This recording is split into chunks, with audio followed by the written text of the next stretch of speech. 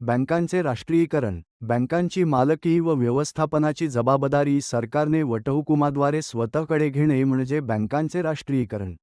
व्यापारी बँकांच्या राष्ट्रीयीकरणाची गरज का भासली? खालील प्रमुख उद्दिष्टांच्या पूर्तीसाठी 2 टप्प्यात व्यापारी बँकांच्या राष्ट्रीयीकरणाचा निर्णय घेण्यात आला. 1. नाणेबाजारास बळकटी देणे. 2. समाजवादी समाजरचना प्रत्यक्षात आणणे. 3. खासगी भांडवलदारांच्या मक्तेदारीस पायबंद घालणे.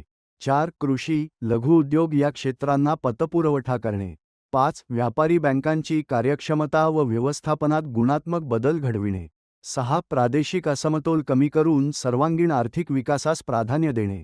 1 जानेवारी 1949 रोजी रिझर्व्ह बँक ऑफ इंडियाचे राष्ट्रीयीकरण करण्यात आले. 1 जुलै 1955 रोजी इम्पिरियल बँक ऑफ इंडियाचे राष्ट्रीयीकरण करून स्टेट बँक ऑफ इंडिया म्हणजे SBI अस्तित्वात आली. 1959 साली स्टेट बँकेच्या तत्कालीन 7 सहयोगी बँकांचे राष्ट्रीयकरण करण्यात आले.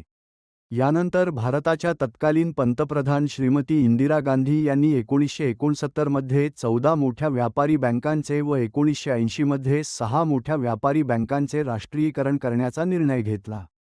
14 मोठ्या व्यापारी बँकांचे राष्ट्रीयीकरण 19 जुलै 1969 रोजी झाले.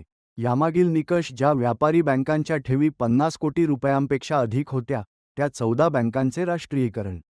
Central bank of India, bank of India, united bank of India, union bank of India, Punjab national bank, Allahabad bank, Dena bank, bank of Baroda, bank of Maharashtra, Indian bank, Indian overseas bank, Canara bank, syndicate bank, united commercial bank म्हणजे UCO bank.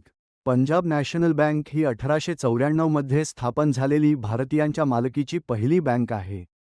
United bank of India ही 1950 मध्ये central bank of Bengal, Comilla bank, Comilla union bank व Hooghly bank यांच्या विलिनीकरणातून स्थापन झाली. देना bank ही 1938 मध्ये देवकरण नानजी यांनी स्थापन केली होती. देना म्हणजे देवकरण नानजी. 15 एप्रिल 1980 रोजी 6 मोठ्या बँकांचे राष्ट्रीयीकरण करण्यात आले. याचे निकष: ₹200 कोटींपेक्षा अधिक ठेवी असलेल्या 6 बँकांचे राष्ट्रीयीकरण. Corporation bank, Vijaya bank, Andhra bank, Punjab व Sindh bank. New bank of India, oriental bank of commerce. भारतातील राष्ट्रीयीकृत बँकांची संख्या 27 होती. बँकांच्या राष्ट्रीयीकरणामुळे 14 अधिक 6 राष्ट्रीयीकृत बँकांची संख्या 20 झाली होती. 4 September 1993 new bank of India he bank Punjab national बँकेत विलीन करण्यात आल्याने राष्ट्रीयीकृत बँकांची संख्या 19 झाली. तेव्हा अधिकृतरित्या देशातील राष्ट्रीयकृत व्यापारी बँकांची संख्या 19 झाली होती. तसेच यामध्ये स्टेट बँक ऑफ इंडिया व तिच्या 5 उपबँका अशा 6 बँका, तसेच एक IDBI बँक अधिक एक भारतीय महिला बँक या 2 बँका मिळून राष्ट्रीयीकृत बँकांची एकूण संख्या 27 होती. एप्रिल 2026 च्या माहितीनुसार भारतात 12 राष्ट्रीयीकृत बँका म्हणजे सार्वजनिक क्षेत्रातील बँका PSBS कार्यरत आहेत. केंद्र सरकारने 2019 ते 2020 मध्ये अनेक बँकांचे विलिनीकरण म्हणजे मर्ज केल्यामुळे ही संख्या 12 झाली आहे.